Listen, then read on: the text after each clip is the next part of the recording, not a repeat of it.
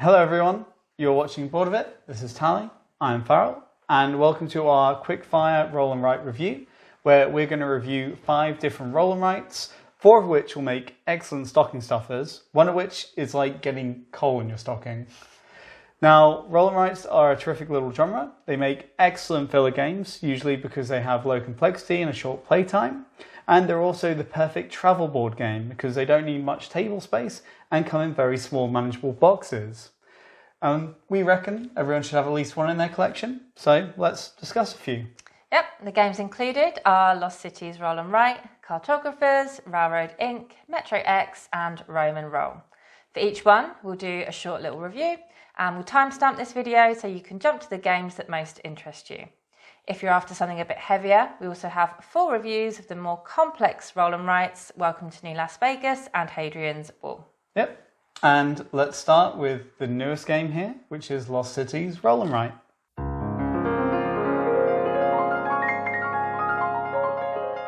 Lost Cities Roll and Write is the newest game on this list, having emerged this year, and is a reimagining of the game Lost Cities, both by acclaimed designer Reiner Knizia. It's also the most approachable on this list. Essentially, you roll 6 dice, 3 of which will have numbers from 1 to 10, and the other 3 have different colours and symbols. On your turn, you'll be the player that rolls these dice. Then you'll take 1 number die and 1 symbol die. The symbol die is going to tell you which track on your sheet you're going to start an expedition on. And the number is going to tell you what number you're going to put in the box on that expedition. And once you've done that, you want to be filling up the same expedition as much as possible because the more boxes you fill, the more points you're going to get at the end of the game. But the twist is that you can only put a number in the next box that is the same or higher than the number in the previous box. Then, once that player is gone, all other players will share the dice that remain in the middle and do the same thing. What's great about Lost Cities is that it's easy to teach, quick to grasp, and generally simple, but with some tough dilemmas. There are some great combo mechanics at play, in that if you fill in a certain box in each track, it will give you a boost, which then might give you another boost, and you can create some really nice chains and really get those endorphins pumping. It's also surprisingly savage and interactive, because often the 2 dice that are taken are the best ones, leaving everyone else pissed. But importantly, this keeps you focused outwards, and you even have to keep an eye on what all the other players are doing, as there's a bit of a race mechanic at play, in that the first player to get to a certain position on each track is going to get bonus points. And these mechanics are what make for particularly interesting decisions and just generally gameplay moments, and are why we've enjoyed our time with Lost Cities so much. However, it's not all perfect. We do have one main criticism, which, like a lot of dice games, the roll of the dice can decide the winner. And we only mention that here because it's a little bit worse in this game, in that there's a mechanism where you can spend a 10 not to fill in a box, but to double the points on one of your tracks. The caveat being you can't have started that track yet. But if somebody rolls multiple 10s on their first few turns of the game and nobody else does, it's clear they've already won and there's not a lot anyone can do about it. But in summary, Lost Cities is a great game for any level of gamer. It's full of interesting decisions. It's particularly interactive for a roll and write, and it's surprisingly cheap, like £10 cheap. Recommendation? Full recommendation from us, and it's a great game to take out on the town and play at a cafe or pub, which we have done multiple times. 5 stockings out of 5. 5 stockings out of 5.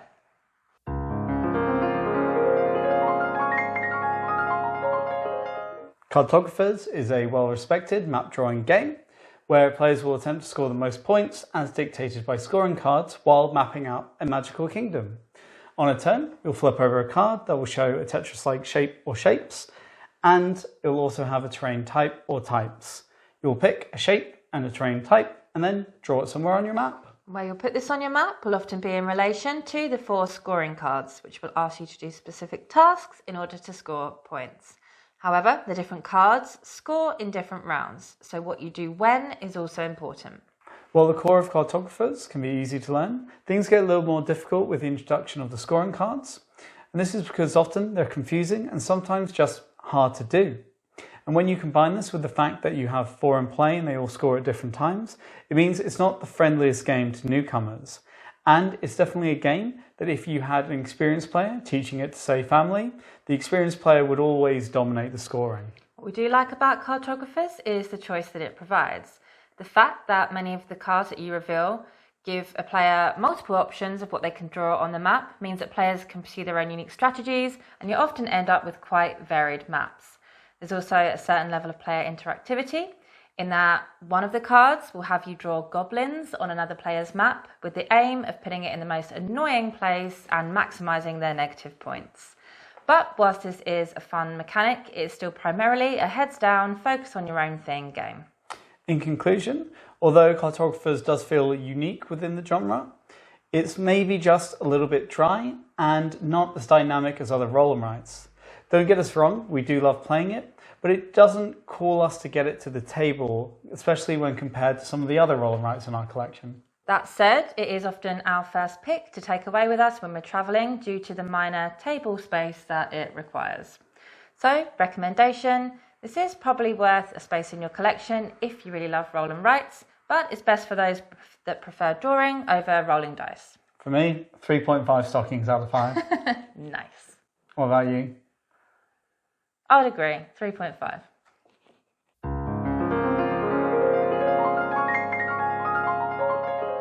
Now we come to an absolute icon of the roll and write genre, Railroad Ink. In this route building game, you're going to roll a bunch of dice into the middle of the table, and each of these die is going to have little routes on them. So you're going to have segments of road or railway, little right turns, straight lines, and whatever you roll, you have to draw each and every one of the dice into your little board. The long-term aim of the game is to connect as many orange exits as possible in one connected route. What's terrific about Railroad Ink is that each player has to use all of the same dice, must use exactly the same shapes, and yet you get wildly different outcomes at the end of the game. It's a really fascinating study into how people's minds work. Railroad Ink is also easy to teach, has minimal rules overhead, and is a really great introduction into board games or to play if you just want to chill out. We personally had a really nice moment when we took this over to a friend's house, and everybody there was absolutely bamboozled and fascinated with the dry erase boards, the markers, and the dice. There's also just a lot of great gameplay decisions. I like that as well as connecting exits, you also score for your longest road and railway, because these are very easy tasks to aim for and attack, particularly if you're a new player. I also think the inclusion of special routes, which are little routes that you can use in a pinch, or maybe you want to use them if you've created a perfect route and that's all you need to get it all together. And it's worth noting that every edition, and there are multiple editions of Railroad Ink in different colours, they're all absolutely gorgeous, and the box size is, of course, to be commended. So in conclusion, Railroad Ink is an absolute masterpiece of the genre. It's easy to teach, it's got interesting decisions, and it's full of chunky gameplay. But if that wasn't enough for you, every edition also includes 2 unique dice that you can throw into your game to shake up the gameplay and create whole new problems in your route planning. Recommendation? It's a must-have. It's perfect for taking out on the town, or if you just want to warm up to a games night. For me, because it's kind of like a legacy roll and write game, like in terms of long standing, I'm going to give it 5 out of 7 Santas. 5 out of 7. Oh, I was just thinking 5 out of 5 stockings based on the previous scale, but that's boring now. Yeah. Well, there you go. 5 out of 7 Santas and 5 out of 5 stockings.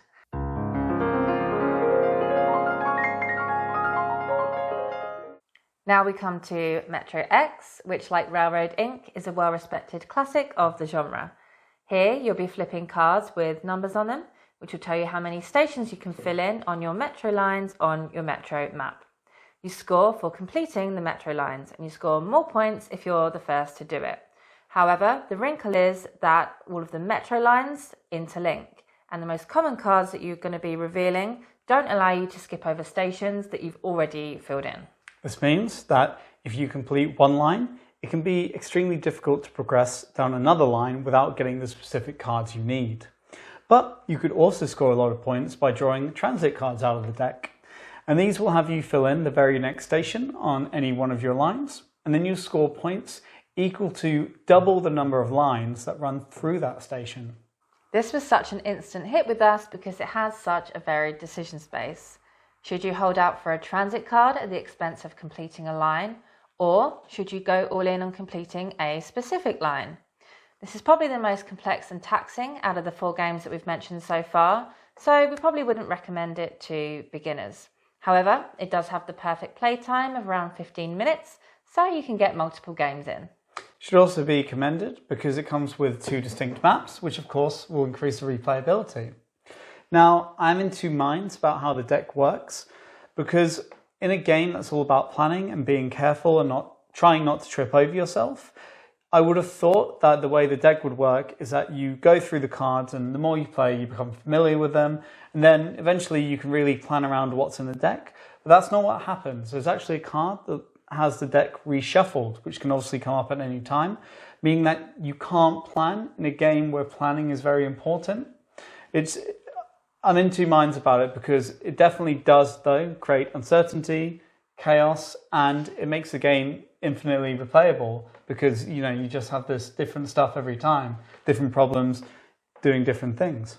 In conclusion, Metro X is a tricky little puzzle of planning routes and trying not to trip over yourself, which thoroughly deserves its place in almost every top 10 best roll and writes lists.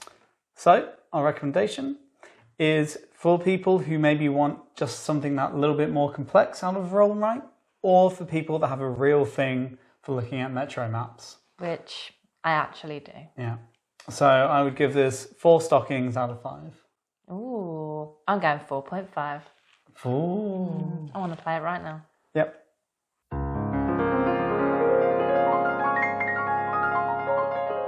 Now we come to the black sheep of this list, Roman roll. This is the one that we said was the equivalent of getting coal in your stocking. But to be honest, it couldn't be a stocking stuffer anyway because the box is too big. This is an attempt at a more expansive, more interactive roll and write. In this game, you'll be rolling dice, which will provide you with resources and actions, and then you'll spend those resources to do the actions, which include building buildings, conquering faraway territories, and generally bringing glory to Rome. It's very rare that we play a game and we actively dislike playing. And as harsh as it sounds, that is what happened here. The symbology on the dice is crowded and confusing. None of the systems link together particularly well, and the decision space just isn't particularly interesting. Often in games, the driving force is the acquisition of powers that will kind of let you break the game a little bit, or get bonuses when you do actions. But here, none of the ones you could unlock through your advisors was interesting to us. Just the whole game felt rough and clunky to play. Not to mention the choice of aesthetic design, which looks like they stole the artwork from a 90s CD-ROM educational game about the Romans. Then all of this is compounded by the poor quality of the components. The design of the main board is so poor, and combined with the odd colour choices of the dry erase markers, it makes it almost impossible to see the buildings that you've drawn on there, which is ludicrous considering how important seeing the buildings that you've drawn is to the gameplay.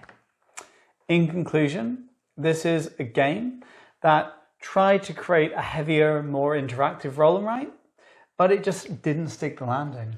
Recommendation, 100% give this a miss. Instead, look to Hadrian's Wall for your heavy Rome roll and write fix. And that game made both of our top 10, top 9 best lists, best games of the year lists. So I would give Roman roll 3 coals out of 5. I'll give it 5 out of 5 coals. All right, 5 out of 5 coals. And there you have it. So hopefully you found some stocking stuffers that piqued your interest in this list. Honestly, besides Roman roll, you can't really go wrong with any of these games. If you've never tried a roll and write before, you're probably best starting with Railroad Inc., followed closely by Lost Cities roll and write. If you prefer heavier games, then you can check out our reviews of Welcome to New Las Vegas and Hadrian's Wall, both of which are complex, terrific, heavy roll and writes, and they'll appear somewhere over here at the end of the video. But we hope the video was helpful, and thank you for watching. Please tell us your favourite roll and writes, and if you haven't already, it would really mean a lot to us if you subscribe, and the dogs will get treats. Woohoo! Treats? Treats. See, Christmas he wants treats. some. Thank you. Bye.